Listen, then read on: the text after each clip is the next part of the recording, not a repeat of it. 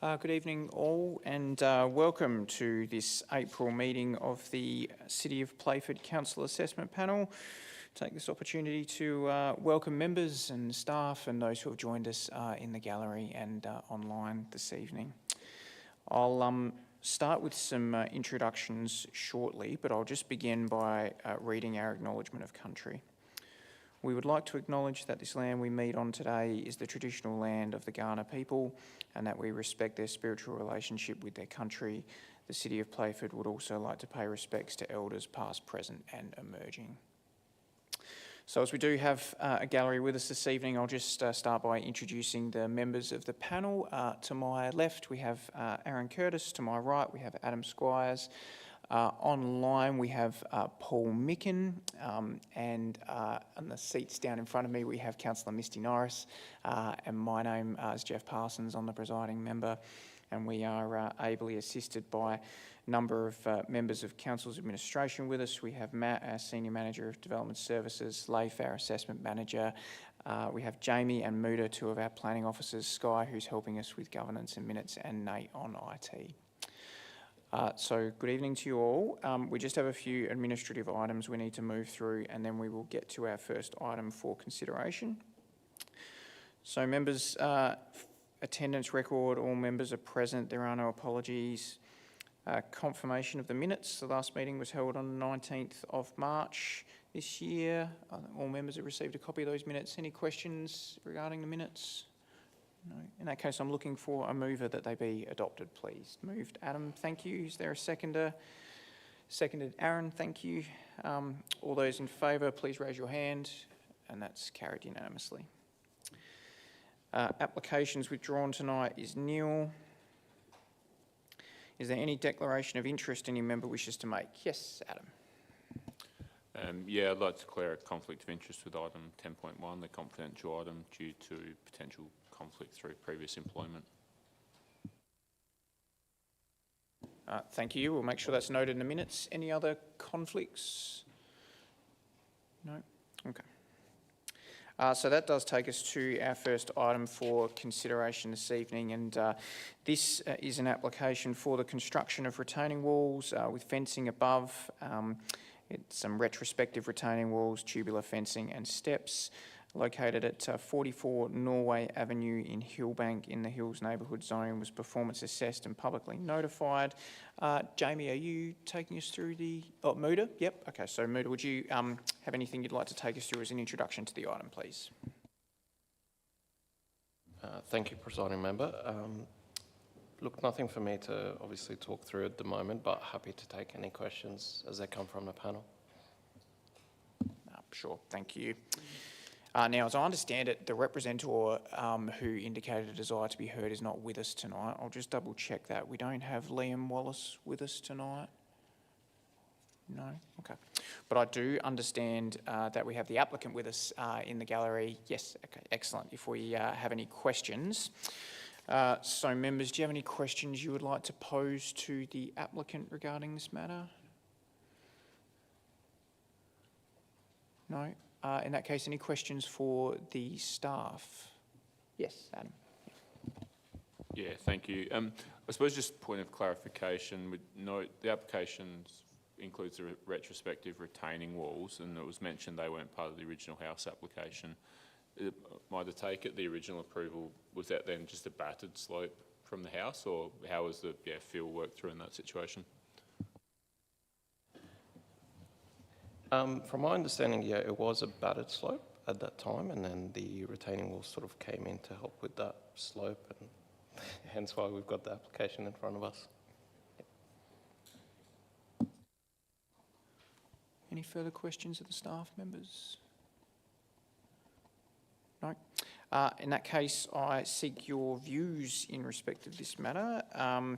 We obviously have a comprehensive report before us. I think the inclusion of the photographs there was beneficial. And we have a recommendation that planning consent is granted subject to 3 conditions. What are your views in respect of this matter?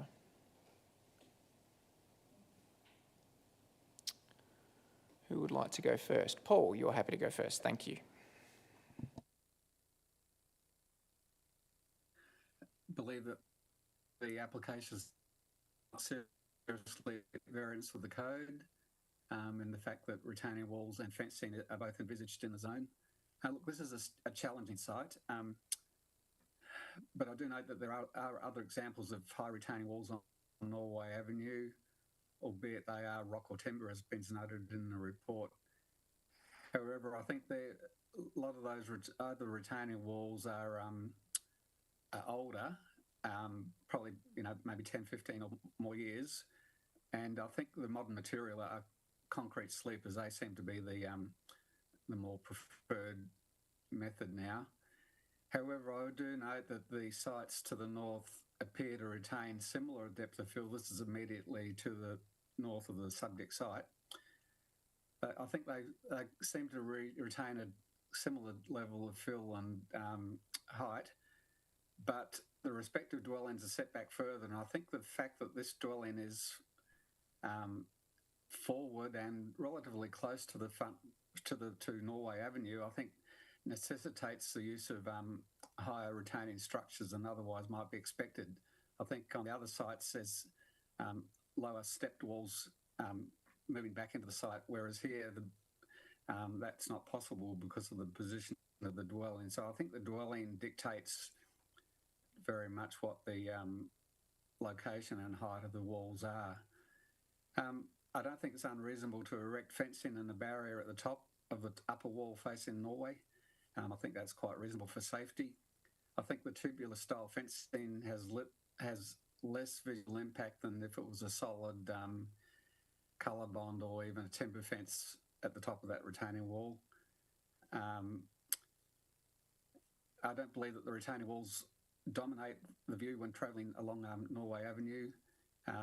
When you're travelling to the south, you have the retaining walls on your left, but it's the dwellings further down to the south that are sort of fairly prominent, and that I'd have concerns if the walls were jutting out above the skyline, for example, but here they blend in quite well.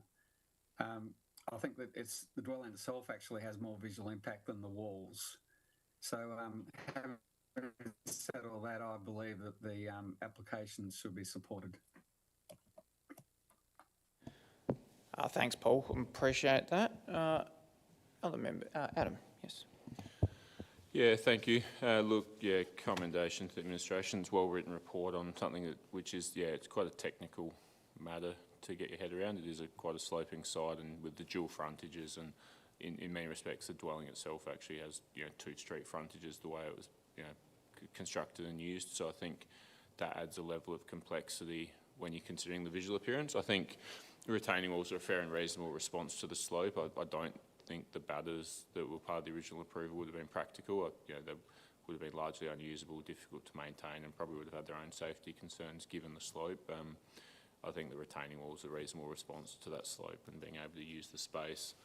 The fencing, echoed Paul's thoughts. I think the tubular fencing mitigates some of the visual impacts. It will have a degree of visibility, but I think the impacts are manageable and not inconsistent. In some respects, the level of where the fence will sit has been set by the house already. So I wouldn't say it's the fence that's a dominant aspect. So comfortable with those visual aspects. Broadly supportive of the recommendation. I think I can understand the challenges with this assessment on this one, and I think staff have done well to get a reasonable response. Thank you. Aaron. Yeah, thank you. Through the chair, I also support the application. I note that, and similar to Paul's comments, that there are existing retaining walls in the locality. Yes, they are more so based around moss rocks and an older style timber retaining, but I think concrete sleepers are a legitimate method of retaining wall construction.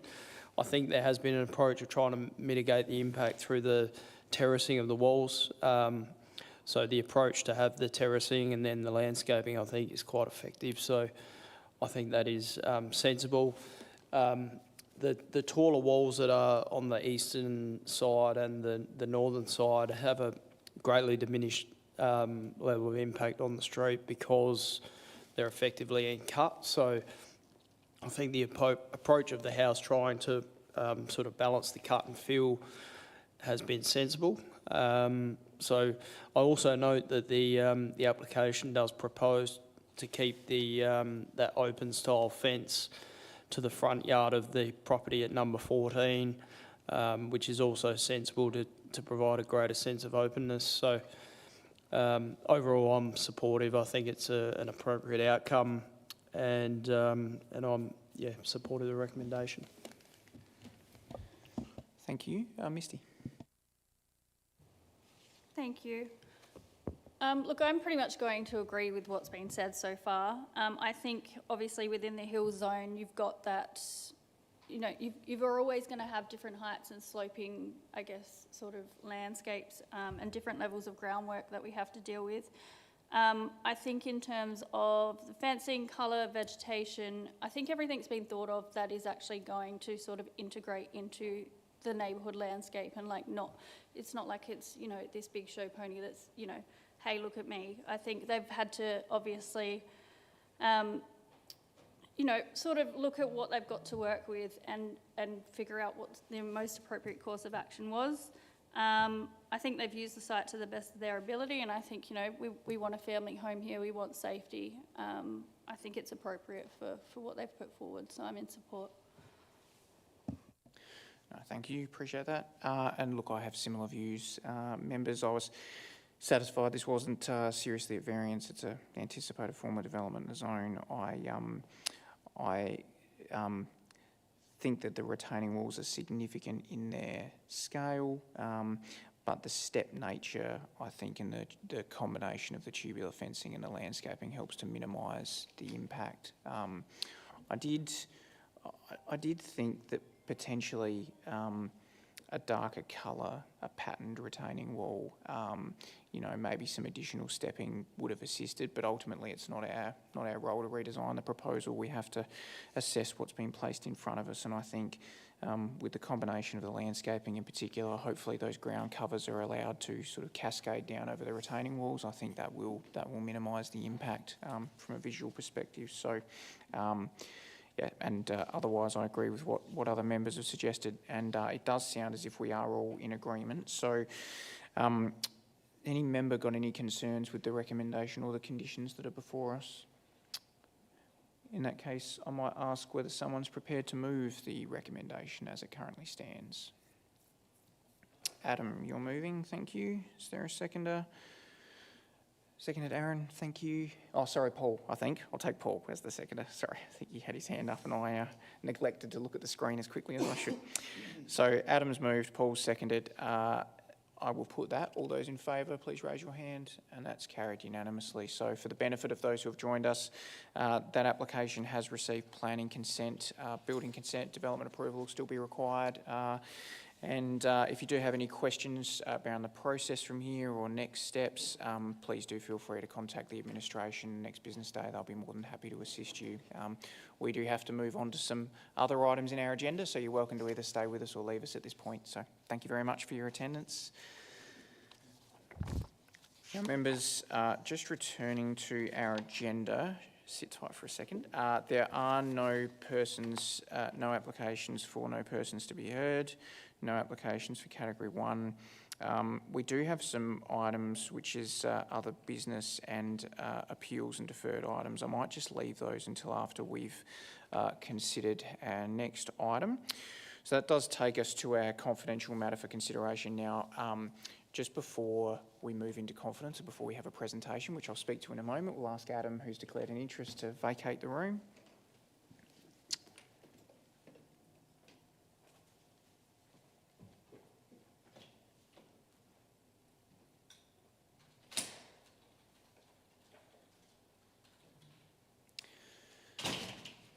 Now, I'll just introduce the item first, and then we will come to the presentation. So this is listed in the confidential section of our agenda as it is an appeal currently underway in the Environment Resource and Development Court.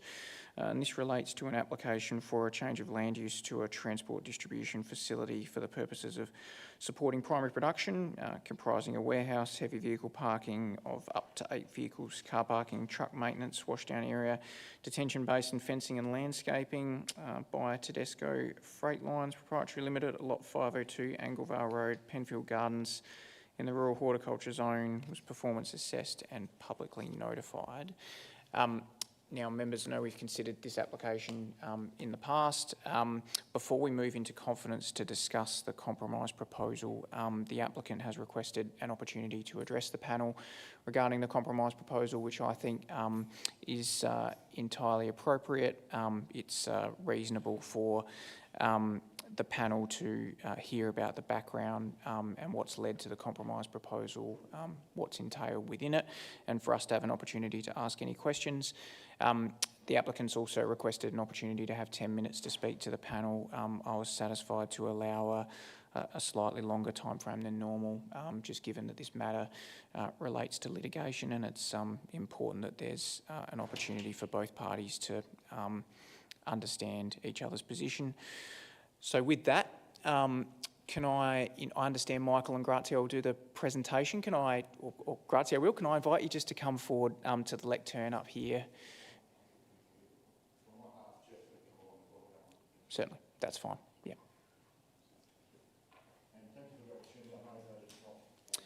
Just before you start, I'll get you to press the button and we'll put your microphone on.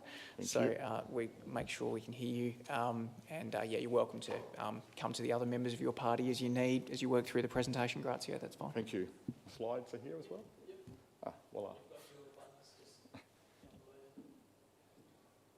Which button should I use? Are they appearing on the... Oh, the panel has them. Thank you. Cheers. Thank you. And thanks again.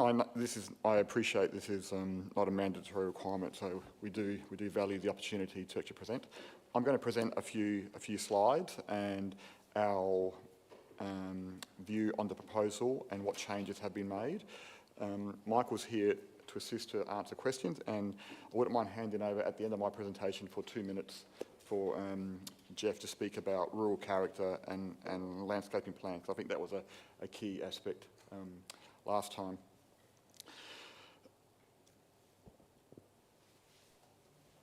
Fundamentally, I think it's important to highlight that we all acknowledge that there is a shared common objective to preserve horticultural land for horticultural purposes. I don't think that's an area of disagreement. No one wants to see horticultural land being used for typical industrial purposes. However, this objective must be applied in a realistic manner. Horticulture is not limited to the physical growing of actual crops. It also depends on a range of essential servicing and support activities, including transport, distribution and supply of inputs, without which horticulture can simply not function. These activities are clearly anticipated by the code and have long been recognised by EID court determinations. This is not new. When we talk about horticulture character, it's important to be clear about what that already looks like on the ground. Horticultural areas routinely include large processing and packaging facilities such as Mitchell family farms and transport and logistics operations like Collins Transport, both of which are located in the city of Playford. I appreciate that the Mitchell family farm site is no longer in a rural horticultural zone. We were involved on that site for many years prior to the code. It certainly was in a rural horticultural type zone, and we were involved in having that rezone during the code processes. We were also involved with Collins Transport, a very large horticultural distribution activity in a horticultural rural zone. There are also large-scale greenhouses and industrial agricultural infrastructure in these horticultural zones. This must be considered when we have regard to character. This proposal is a small-scale agriculture-related transport business occupying less than 1 hectare and servicing local farmers including the 2 horticultural sites adjacent to the site. So one is leased by Cazarella and the other site is owned by Nichols Carrots. This is not an unrelated industrial intrusion in a horticultural area. It is a support use embedded with an activity within a horticultural landscape. The zone. The rural horticultural zone introduced by the code clearly intends to enable a broader range of value-adding and support activities that service horticulture. This proposal, in our opinion, squarely aligns with that intent. The slide that follows simply highlight at a snapshot what the relevant code performance outcome is, the designated performance feature, and a summary of what our proposal is. And I won't harp on these too much. I know you've seen these policies before. With respect to PO 1.1, it expressly envisages transport and distribution activities. This proposal is an agricultural transport distribution business that sources commodities from surrounding rural and horticultural land and also services primary production areas. So for example, Frank is involved in distributing pesticides and fertilisers, but also it is involved in actually collecting produce from Mettelo potatoes and other activities. It is purely and squarely an agricultural related business activity, and we're happy to receive a planning consent which locks it in with agricultural related businesses. Council has already been provided with a detailed list of agricultural businesses which Frank services, including their location. They're part of your agenda items. PO 4.1 refers to the connection to agriculture. As mentioned, Frank's business services abutting sites, adjoining sites, and wider regional. They include the distribution of, on those neighbouring sites, they include the distribution of fertilisers and pesticides. The actual process is Frank delivers the pesticides or fertilisers to the Nichols or to the Cazarella main sheds, and then they're distributed, or he can directly deliver to the actual paddocks. For example, the paddocks next to him, depending on the farmer's requirements. It's our interpretation of the code that compliance with performance outcome 4.1 does not require horticulture to occur on the subject land. The policy refers to all adjoining allotments which we comply with. Nevertheless, Frank has previously offered and continues to commit that the rear portion of the land can be used for horticultural purposes.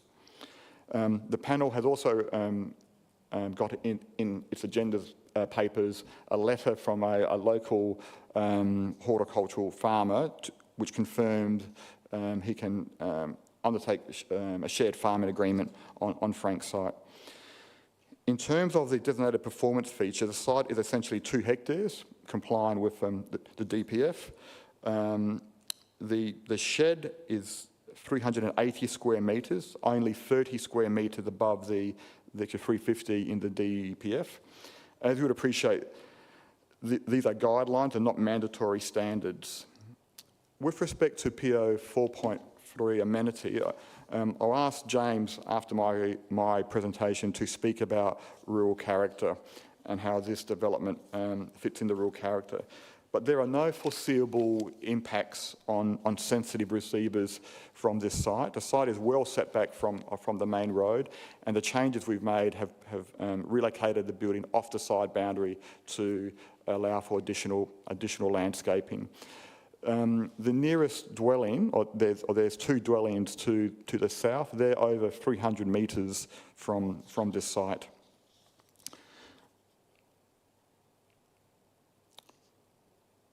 In summary, the changes made since the last proposal are the relocation of the shed off the boundary to enable, like a memory, 3 metre width of actual landscaping, and we certainly increase the detail and the quality of landscaping along Anglevale Road and across the whole across the sides and the rear. And we've reduced the amount of hard paved areas as well. So the other portion, or the front portion of the land, is essentially actually gravel, compacted gravel, and the rear portion can be used for horticulture. These were the two sites I referred to from Varela Fresh and Nichols Carrots.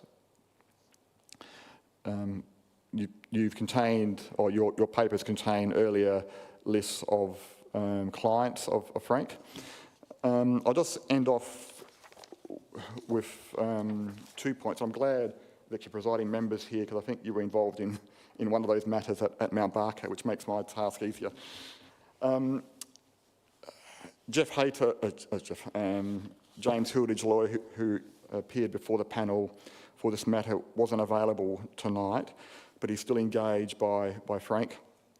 And he asked us to comment or draw to the panel's attention the Martel District Council of Grant ERD court determination, which I have a copy here, which I'm happy to leave if required.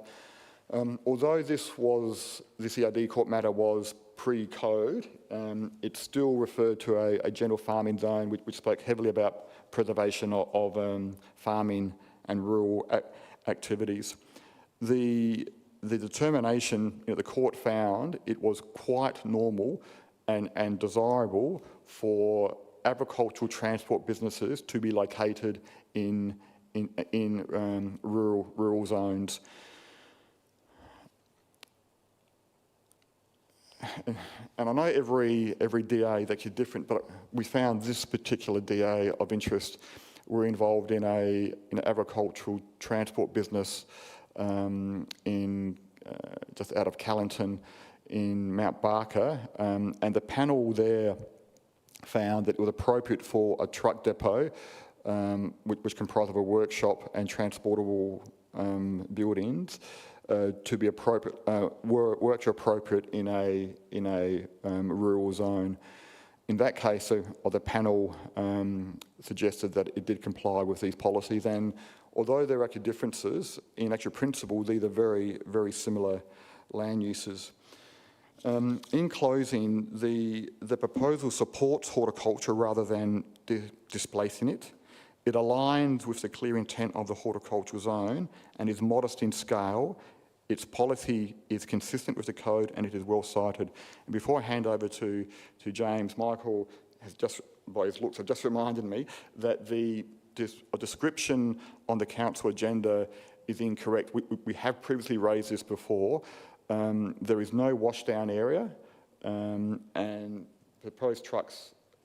There's I think the current major development says the truck parking areas, we have 9. And our plans show 9. So they're the two key issues. Thank you for the time, presiding member. James, can you speak to rural character and actual landscape issues, if you like?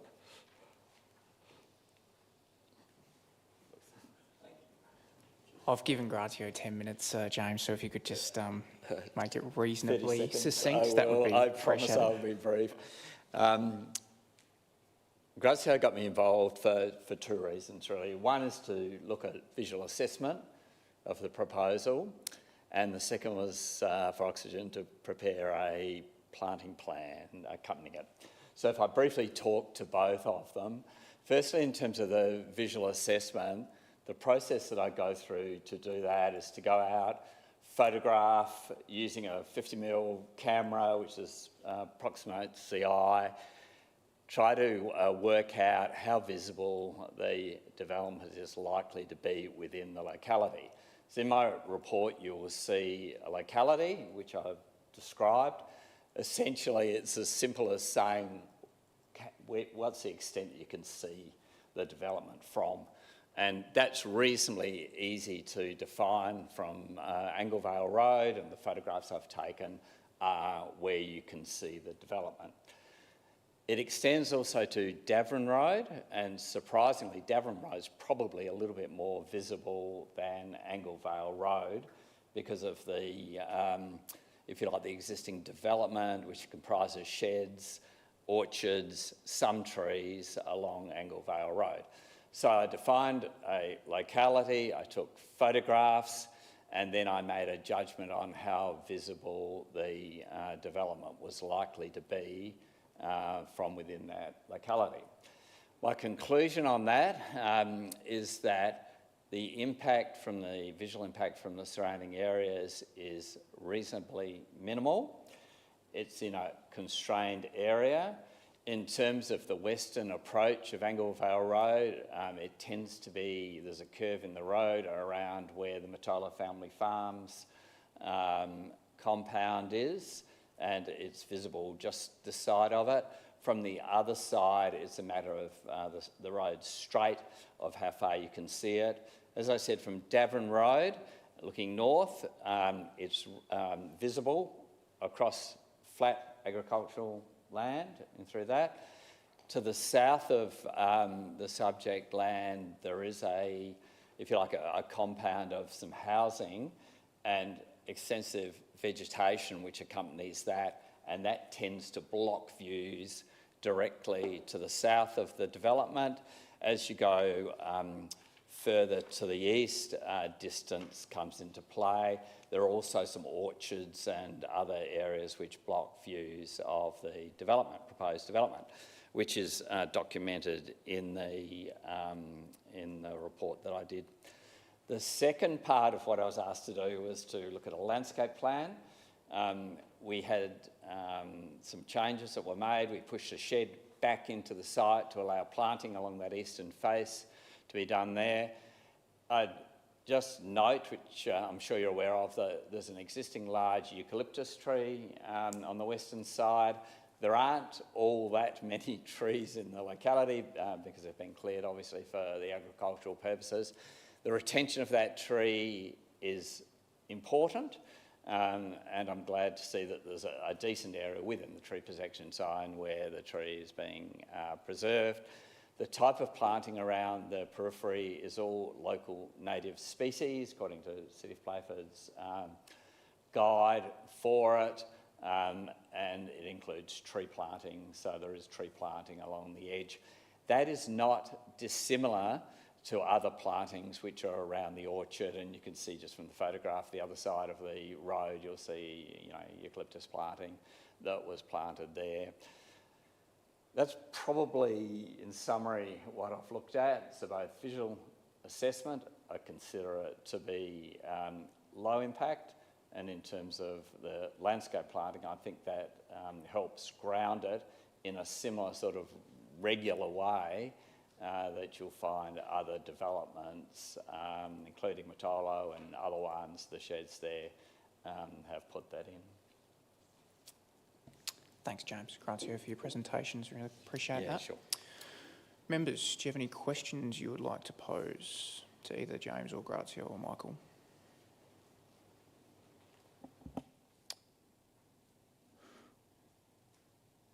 No, I don't. Paul, you don't seem to have any questions?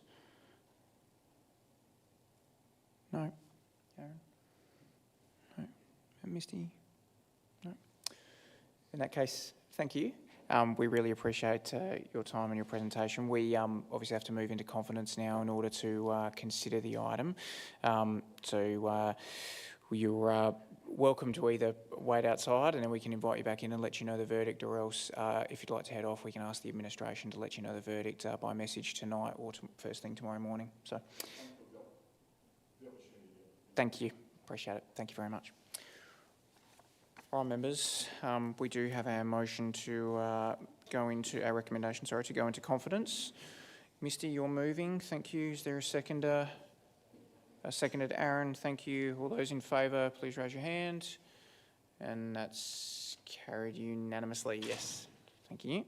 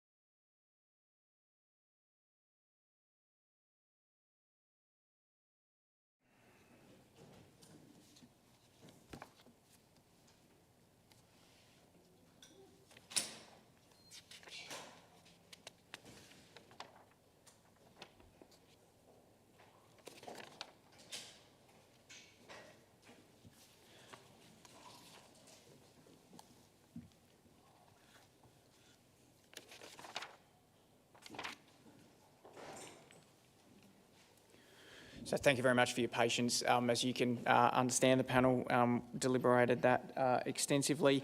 The panel has decided not to support the compromise proposal at this point in time. In doing so, they have given some comments and some suggestions to the administration. So I'm sure you'll be in contact with them shortly, and they can talk you through the panel's position. So thank you very much for your attendance and input. We really do appreciate it. So thank you. Good evening. Thanks. Members, we must return to our agenda now. There is a section on outstanding matters, appeals and deferred items. Is there anything you want to update us on in that regard, Leif? Not this council meeting, but I dare say at next CAP meeting we might have an update on one of the appeal matters. So thank you. Other business. Is there any other business from any panel member? No. Any other business from the staff?